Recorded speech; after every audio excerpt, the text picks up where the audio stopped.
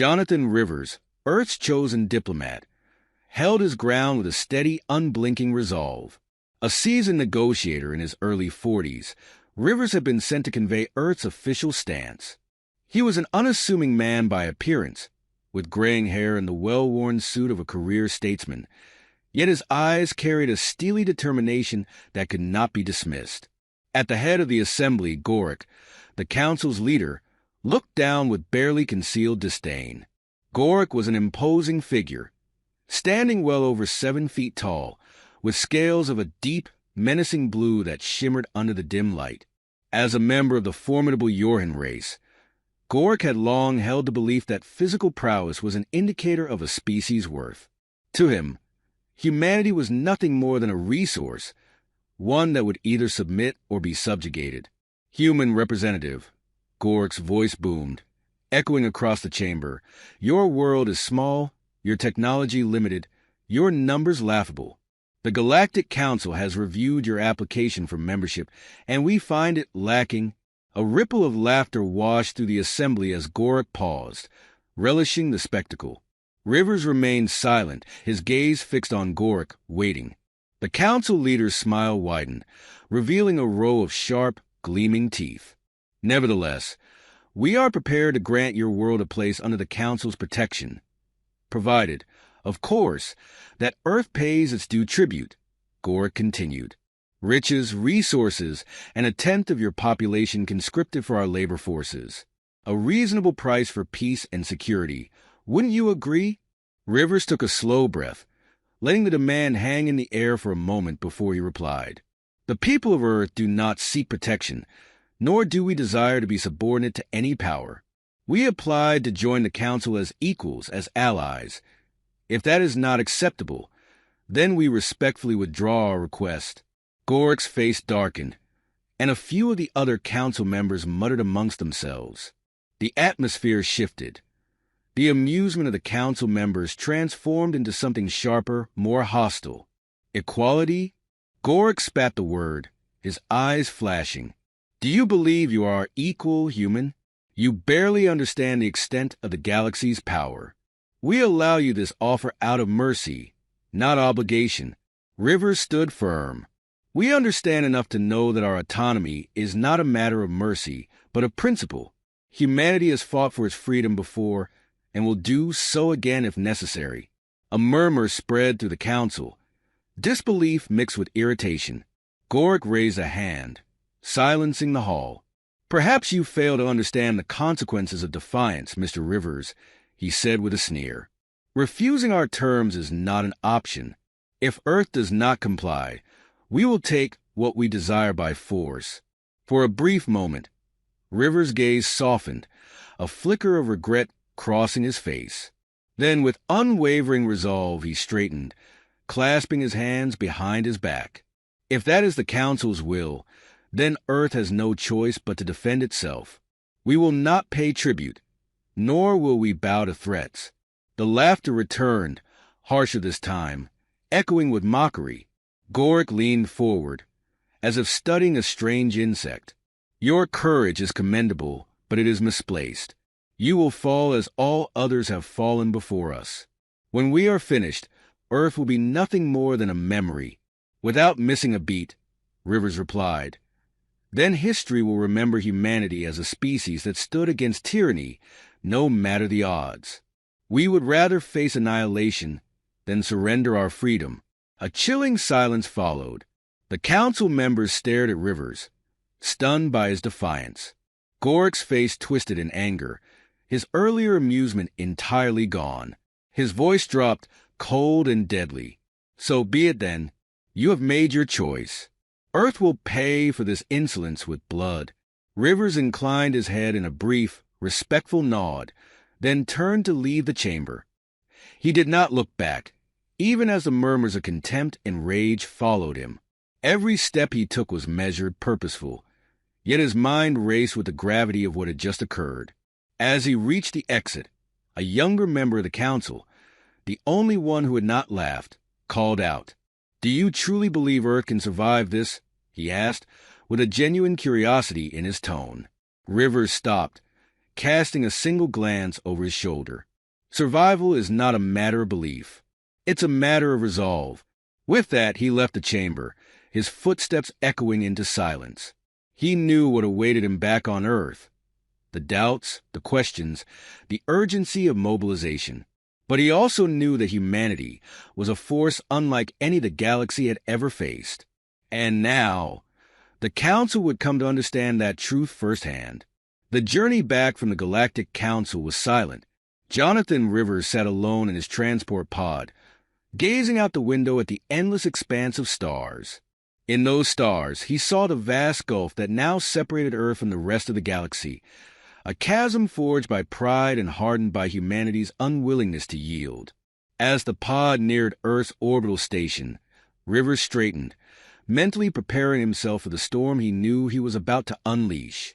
Waiting for him in the station's control center was General Micah Jones, the highest-ranking officer in Earth's Defense Forces. Jones was a tall, imposing figure in his late 50s, his presence as solid as granite, his voice calm and measured.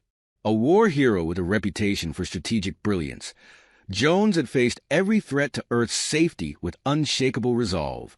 But even he looked grim as he received Rivers' message. Council didn't take it well, I gather, Jones asked, watching as Rivers disembarked from the transport pod. Rivers sighed, running a hand through his hair. They were less than receptive. They demanded tribute, resources, people, subjugation. When we refused, they declared war. I think they expect us to surrender immediately. Jones's face darkened. They've misjudged us then. We're not a people who fold under threats. Rivers nodded. It was the only response I could give. Earth can't afford to live under the heel of tyrants. Jones glanced at the console in front of him, where reports of troop movements and emergency protocols were lighting up. Well, it looks like they're already moving to make good on their threats, he said. Our satellites have detected several Council fleets mobilizing in nearby systems. They'll be within range in a matter of days. Rivers took a deep breath. The Council sees us as weak, unprepared. They don't understand that humanity's greatest strength isn't in our resources or technology, but in our resolve. We've been preparing for this kind of threat for years. Jones gave a small, approving nod. They'll learn soon enough. They moved to the central command room, where high-ranking officers and strategists awaited the orders to mobilize Earth's defenses. A holographic map of the solar system hovered in the air, showing the positions of Earth's forces and the anticipated trajectory of the incoming fleets. Rivers addressed the assembly, his voice clear and unwavering. Ladies and gentlemen, the Galactic Council has officially declared Earth an enemy of the galaxy. They expect us to submit, to bow down and offer tribute like conquered subjects. But we are not conquerable. We will not give an inch of Earth to those who seek to enslave us. A murmur of agreement rippled through the room, expressions hardening as the gravity of their situation settled over them. Jones stepped forward, his tone firm. We've prepared for this moment. Every ship, every soldier, every defense platform has been primed and waiting. The Council expects us to be helpless. Let's show them just how wrong they are. Over the next few hours, Earth's defense forces mobilized at a breakneck pace. Emergency sirens echoed throughout the orbital station as soldiers readied themselves. Ships were fueled and final preparations were completed. All of humanity's military might was being brought to bear. Every ship, every weapon, every hardened veteran who had spent their lives preparing for a day when Earth's sovereignty would be challenged. As the last preparations were underway, Rivers and Jones shared a brief, quiet moment in the command center. The tension between them was palpable, a mix of fear, pride, and the unspoken understanding of the cost that this conflict would demand. Rivers broke the silence. I know this isn't the war you signed up for, Micah. Jones met his gaze, his eyes sharp with determination. I didn't join to fight easy wars. I joined to protect Earth. And if that means going up against an entire council of alien powers, then so be it. Rivers allowed himself a faint smile. You've always believed we could take on the galaxy. Jones grunted. No, I believed we could survive it. Believing and surviving are two different things, but sometimes They're all you have. At that moment, a young officer approached, interrupting their exchange. Sir, the Council's vanguard has entered the outer solar system. They'll be within striking distance in 12 hours. Jones squared his shoulders, his expression hardening. Good. Let's give them a welcome they'll never forget. As the officer moved off to relay the orders, Rivers turned back to Jones. This isn't just about defense anymore. This is about showing them who we are, what we stand for. The Council has to understand that humanity is not prey, not a resource to be taken. Jones nodded. They may have numbers, power, and all the arrogance in the galaxy, but they've made one critical mistake. They've underestimated us. Rivers allowed himself a rare moment of pride. Let's make sure they don't make that mistake twice. The men shook hands, a silent promise passing between them. They were about to embark on a fight unlike any Earth had ever known, facing an enemy whose power dwarfed anything humanity had encountered. But they would face it together, driven by a shared conviction that Earth's freedom was worth any price.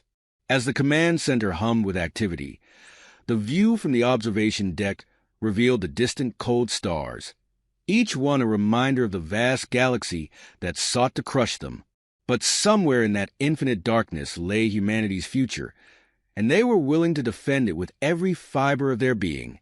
Rivers watched the stars for a moment longer, then turned back to the battle map. Let them come, he murmured, the weight of his words stealing everyone around him. Let them see what it means to challenge humanity. With that, the countdown to the first battle began. The entire room buzzed with anticipation, each person preparing for the confrontation that would determine the fate of Earth. And as Rivers took his place beside Jones, he knew that whatever happened next, they would stand together against the galaxy's might, unyielding and unafraid. The void of space erupted into chaos as the first wave of the Galactic Council's fleet entered Earth's defensive perimeter. Massive warships with shimmering alien insignia surged forward, their hulls bristling with weapons, each vessel a testament to the Council's technological might. The fleet was an overwhelming display of power, a show of force meant to break humanity's resolve before the real battle had even begun. But General Micah Jones was prepared. From his command post aboard the USS Heroic, Earth's most advanced battleship, he watched the incoming swarm with the calculated calm of a seasoned strategist. His eyes never left the hollow display tracking the Council's ships, each flashing representing a vessel filled with hostile forces. Jones' voice was a steady, grounding presence as he issued orders to the captains of Earth's defense fleet. Form up, all units, he commanded, his tone a blend of authority and reassurance. Engage on my mark, target their forward lines, and don't give them an inch. We're not here to hold. This is a fight for our survival. Around him, the bridge crew moved with practiced precision, their faces tense but heroic. Lieutenant Thompson Bell, his trusted second-in-command, was stationed at the targeting console, his hands flying over the controls as he coordinated with the other ships. Bell had been with Jones through countless skirmishes, and his sharp eyes caught every movement on the tactical display. General, enemy ships are advancing faster than anticipated. They're positioning to cut through our left flank, Bell reported, his tone focused but unwavering. Jones nodded, his mind racing through possible strategies. Then we hit them where they least expected, he replied. Order the Archer and Vanguard to break formation and swing around to flank them. I want suppressive fire covering their approach. Let's see if the Council's so-called invincible fleet can handle a human ambush. The ships sprang into action, Earth's fleet moving with a cohesion that belied their relative inexperience with galactic warfare. Sleek, heavily armed warships split off and advanced on the enemy, firing volleys of laser cannons and missile barges. Explosions lit up the blackness of space as Council ships took hit after hit, some bursting into flaming wreckage under the relentless assault. The Council's forces, expecting a quick and decisive victory, hesitated. Jones seized the moment, pressing the advantage. All ships advance. Push them back and don't let up. Let them see what happens when they challenge humanity. With that, Earth's fleet surged forward, pushing the Council's forces back in a brutal exchange of fire. Human ships moved with an intensity the Council forces hadn't anticipated, striking with deadly precision and a relentless determination.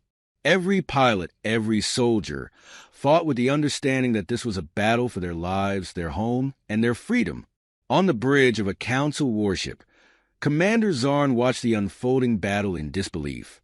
As a seasoned Council officer, he had seen countless conflicts, but nothing had prepared him for the ferocity with which humanity fought. His earlier arrogance began to waver as he witnessed Earth's forces cutting through the Council's ranks with a speed and efficiency that defied expectation. "Commander, the humans they're breaking through our lines," one of his officers stammered, struggling to contain his panic. Mondar gritted his teeth, barking back, "Regroup and reinforce the forward positions. They're a backwater species. We cannot fall to them." But even as he issued the command, another human vessel tore through his flank, bombarding his ship with an array of high-powered munitions that left his hull trembling. Zarn's eyes widened, the cold realization setting in. These humans were not the easy prey they had assumed. Back on the USS Heroic, General Jones felt a flicker of satisfaction as reports flooded in. Earth's fleet was holding strong, and the Council's forces were faltering under the relentless pressure. But he knew the battle was far from over. "General, we're picking up energy spikes from their lead ships. They're preparing for a full-scale assault," Lieutenant Bell reported, his face etched with worry. "They're planning to breach our line with brute force." Jones nodded, his gaze fixed on the tactical display. "Let them come. Order all units to concentrate fire on their lead vessels. If they want to test our defenses, we'll give them a lesson in human resilience they'll never forget." The Council ships advanced in a desperate attempt to overpower Earth's defenses, but they were met with a barrage of firepower that tore into their formations. Human ships dodged and weaved through the enemy ranks, striking with ruthless precision. Despite the Council's overwhelming numbers, they found themselves outmatched by Earth's tactics and sheer determination. As the battle raged, Jones kept his focus, never allowing himself a moment of relief. He knew that victory here was only the beginning, that the Council would not easily concede defeat. But as he watched Council ships fall one by one, he felt a fierce pride in his crew, in humanity's ability to defy the odds. Hours later, the Council fleet was in disarray, their numbers decimated, their morale shattered. Some ships began to retreat, abandoning their positions as Earth's forces advanced relentlessly. Commander Zarn, battered and humiliated, ordered a full withdrawal, his voice shaking as he admitted defeat. On the USS Heroic, a cheer erupted as the last of the Council ships fled beyond Earth's defensive perimeter. Jones allowed himself a rare smile, nodding at Bell. "They underestimated us, Lieutenant. But this is just the beginning. They'll come back with a vengeance." Bell's expression sobered, understanding the weight of Jones' words. "We'll be ready, sir. Whatever they send our way, we'll meet it head-on." Jones looked out at the vastness of space, knowing that the Council would not take this loss lightly. But today, humanity had proven that they were not mere prey to be hunted, not a resource to be exploited. They were a force to be reckoned with, a species built to withstand, to fight, and to survive against impossible odds. As the crew prepared for what lay ahead, Jones' voice cut through the celebration, steady and heroic. "This is only the first battle, but we've shown them that humanity will not bow. And when they return, they'll find us ready, stronger, fiercer, and more unbreakable than they could ever imagine." With that, the USS Heroic turned back toward Earth, the promise of future battles casting a shadow over the horizon, and a newfound determination filling the hearts of those who had defended their world. The wreckage of the Galactic Council's fleet drifted through space, a silent testament to humanity's defiance. The victory was hard-won, and although Earth's forces were battered, they stood undefeated. Within the command center of the USS Heroic, General Micah Jones surveyed the scene on the holo display. feeling both pride and exhaustion. His body was heavy with fatigue, but his gaze was unwavering, focused on the implications of the battle that had just ended. Lieutenant Thompson Bell stood beside him, his eyes on the shattered remains of Council ships scattered across the void. "General," Bell said quietly, "the Council underestimated us from the beginning. I don't think they'll make that mistake again." Jones nodded, his face set in grim determination. "No, they won't. Today, they witnessed firsthand what humanity is capable of when we're pushed to the edge. They may return with a stronger force, but they'll have to reckon with the fact that we're prepared to defend our world at any cost."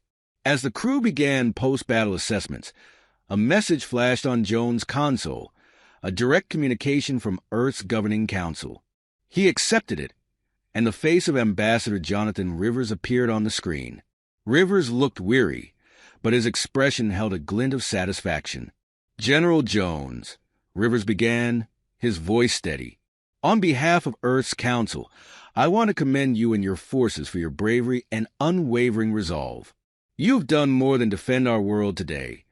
You've sent a message to the entire galaxy that humanity is not a force to be trifled with." Jones inclined his head, acknowledging the ambassador's words. "We fought to protect our people, Ambassador, but I fear this victory will only spark further retaliation. The Council may return with reinforcements." Rivers' expression hardened. "We'll be ready. Thanks to your leadership, General, humanity now understands the stakes of this conflict. Our people are united in a way they've never been before. Earth's leaders are mobilizing to strengthen our defenses, and we're forming alliances with other species who have suffered under the Council's rule.